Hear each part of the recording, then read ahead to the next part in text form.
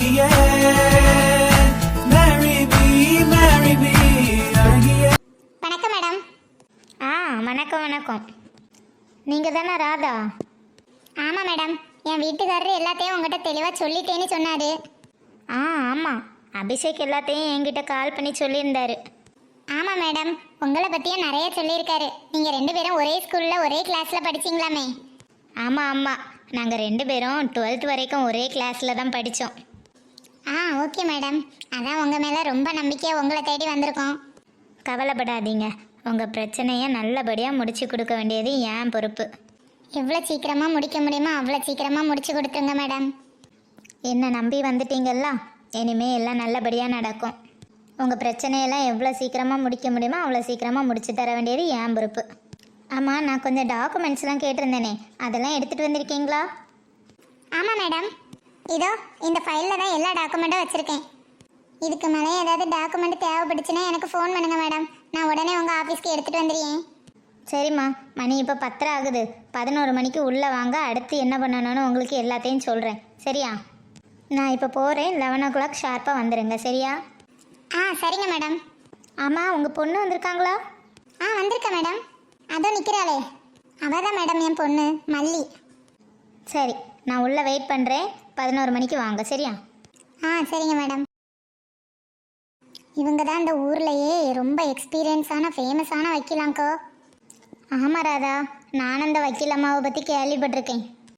எந்த கேஸாக இருந்தாலும் நம்ம நினச்ச மாதிரி பக்காவாக முடிச்சு கொடுத்துருமா.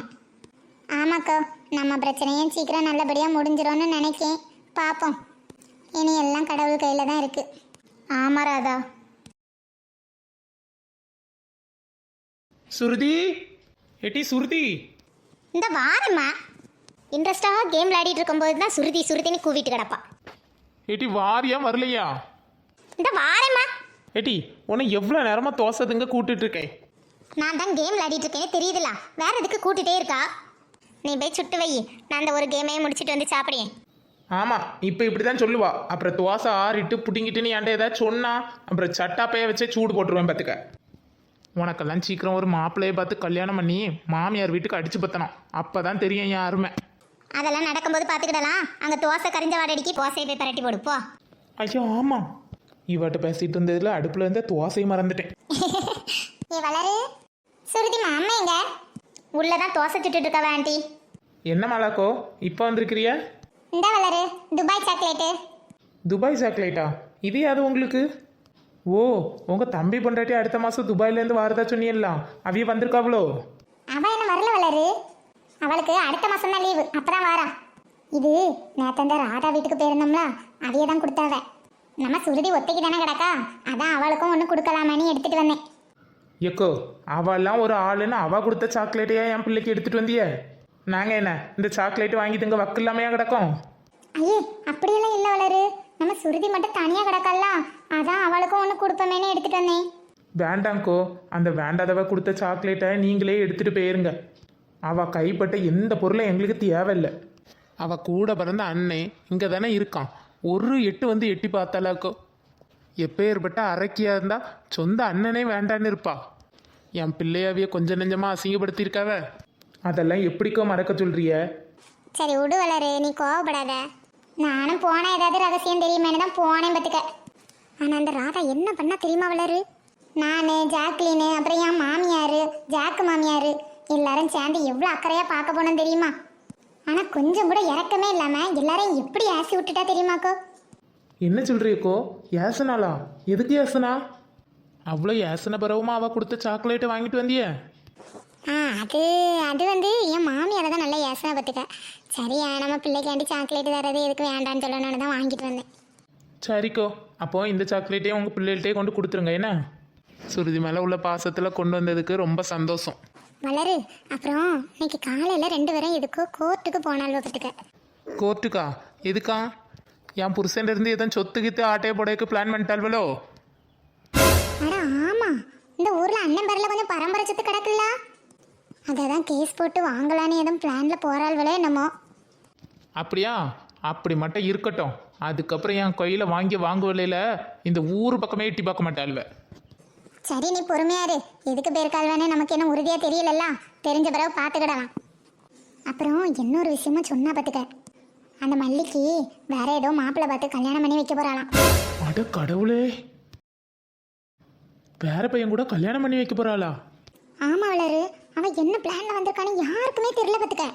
ஆனா பேச்சு வாக்கில் எங்க எல்லாரையும் ஏசும்போது இதை மட்டும் ரொம்ப உறுதியா சொன்னான். ஆண்டி என்ன சொல்றிய? மல்லிக்கு வேற இடத்துல மாப்பிள்ளை பார்க்காவளா? ஆமா சுருதிமா, அப்படிதான் அவி அம்மா சொன்னான். எதுக்கு அவி அம்மா இப்படியெல்லாம் பண்ணியாவ? அவளுக்கு வாழ்க்கையெல்லாம் கெடுத்தது போதாது அவளுக்கு. அவளை நிம்மதியாவே இருக்க விட மாட்டாவளோ? எக்கா இங்க வாங்க.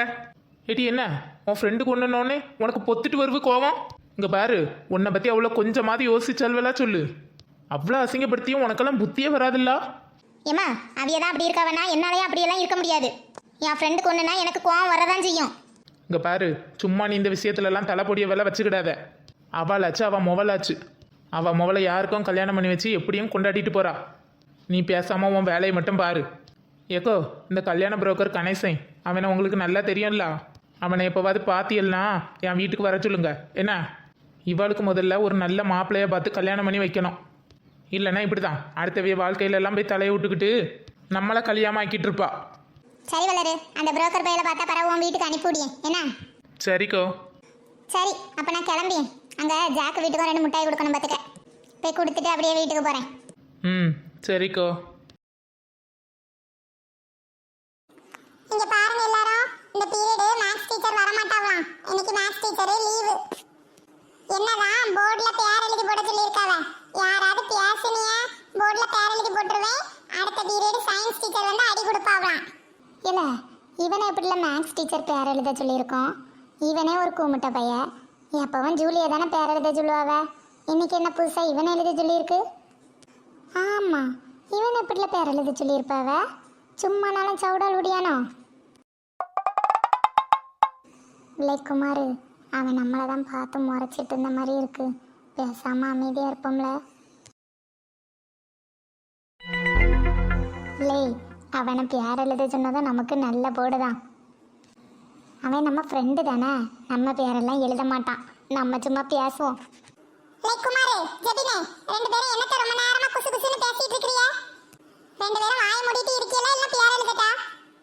என்னல இவன் இப்படி ஆசியா? பேர் எழுத மாட்டான்னு சொன்னா? ஆமால, ஒருவேளை இந்த முனிகினி பூந்துட்டோ இப்படி பேசியா? நானும் கொஞ்ச நேரமா பார்த்துட்டே தான் இருக்கேன். 2 பேரும் அப்படி என்னத்துல புளு புளுன்னு பேசிட்டே இருக்கறியா?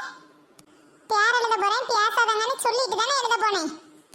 இல்ல, நாங்க தானே உன் பெஸ்ட் ஃப்ரெண்டு, எங்க பெரியமாலே எழுதுவா. வெட்டிரல கவினே, இனிமே பேச மாட்டோம். அதெல்லாம் கிடையாது, எழுதுனது எழுதுனேதான். இந்த கவினே முன் வச்ச கால பின் வைக்க மாட்டான். இன்னைக்கு ஒரு நாளும் சயின்ஸ் டீச்சர்ட்ட நல்லா அடி வாங்குங்க. இல்லை கவினே, எழுதாதல, இந்த ஒரு தடவை அழிச்சிடல ப்ளீஸ்ல. இங்க பாரு, மறுபடி பேசிட்டு இருந்தானு வை, பக்கத்துல 10 தடவைன்னு போட்டு எழுதி கொடுத்துருவேன். ஒரு தடவை அடி வாங்குறியா இல்ல 10 தடவை அடி வாங்குறியா? வேண்டாம்ல, வேண்டாம், 10 தடவைன்னு போட்டுறாது. நான் ஒரு தடவை அடி வாங்கிக்கிட்டேன்ல. அட்டு அந்த பையன் இருக்கட்டும். யாம்பரையா எழுதி மாட்டி விடியா? எனக்கும் ஒரு வாய்ப்பு கிடைக்காமல போயிரும். அப்போ பார்த்துக்கிட்டியம்ல உன்னை. கவினா கொக்கா, எனக்கு இன்னைக்கு தான் பேர் எழுத வாய்ப்பு கிடைச்சிருக்கு. எப்போ நல்லா இன்னைக்கு பேசுறியோ அவன் நல்லா மேத்ஸ் டீச்சர்ட்ட மாட்டி கொடுத்து நல்ல பேர் வாங்கல. என் பேரு கவின் இல்லை. எவன் அந்த சைடு பேசிட்டு இருக்குது? ஒரே சத்தமா கேக்குது. மாட்டினி எல்லாம் பேர் எழுதி வச்சிருவேன். ஒழுங்கா அமைதியா இருந்துக்கிடுங்க. என்ன ஜூலி, நானும் உன்னை எத்தனை தடவை பார்த்துட்டே இருக்கேன், கண்டுக்கிடாம இருக்கா? நீ சும்மா பேசு ஜூலி, உன் பேரெல்லாம் நான் எழுத மாட்டேன். ஏன் அப்படி? ஏன்னா நீ என் டோல் இல்ல. சரி, இன்னைக்கு என்ன சாப்பாடு கொண்டு வந்தா? தயிர் சோறும் பொட்டேட்டோ சிப்ஸும். ஐ, என் ஃபேவரட் ஜூலி. அப்படியா, நீ என்னது கொண்டு வந்தா? நான் வழக்கம் போல புளிச்சோறு தான். பாத்தியால, அவ மட்டும் எவ்வளோ நேரமாக பேசிகிட்டே இருக்கா, அவ பேரை மட்டும் எழுத மாட்டேக்கா. ஆமால, இவன் நல்ல ஆள் பார்த்து பேர் எழுதியான் பார்த்துக்க. நம்ம மட்டும் என்ன கேன இல்லைல்ல. சரி டோலி, அப்போ நம்ம 2 பேரும் இன்னைக்கு டிஃபன் பாக்ஸை மாற்றிக்கிடுவோம் என்ன? லே, அங்கே என்னெல்லாம் நடக்குது? ஒருத்தர நடக்கல, எல்லாரும் உட்காந்து தானே இருக்காவ. உனக்கு என்ன வேணும்? ஜூலி மட்டும் பேசிட்டே இருக்கா. அவ பேரை மட்டும் எழுத மாட்டேக்கா. அவ பேரையும் எழுதி போடு. அவ பேரை எதுக்குள்ள எழுதணும்? அவ ஏன்ட தானே பேசிட்டு இருக்கா. உனக்கு ஏன் கூட இது? பேசாம மூடிக்கிட்டு உட்காரு என்ன. இப்படி ஆள் பார்த்து பார்த்தா பேர் எழுதியா? நாளைக்கு மேக்ஸ் டீச்சர் வருவாவல்ல, அவையிட்ட சொல்லி கொடுக்கேன் பாரு. சொல்லிக்கப்பா. நான் தான் அவட்ட மேக்ஸ்ல டவுட் கேட்டேனே, டீச்சர்ட்ட சொல்லிக்கிடுவேன். நீ ஒன்றும் கவலைப்படாத. நீ இப்போ என்கிட்ட பேசுனதுக்கு உன் பேரை இன்னொருக்கா போர்டில் எழுதி போடுவேன் பாரு. அடுத்த பீரியட் சயின்ஸ் டீச்சர் அடி கொடுக்க வருவாவ. இப்பமே நல்ல கையை தேய்ச்சி வச்சுக்க. நீ சொல்லு டாலி. நீ என்கிட்ட பேசாத கவினே, இல்லைன்னா குமார டீச்சர்கிட்ட சொல்லி கொடுத்துருவான். அவன் கிடக்கான் சொல்லி லூசு பையன். அவன் சொன்னாலும் டீச்சர் நம்பவா செய்வாவ.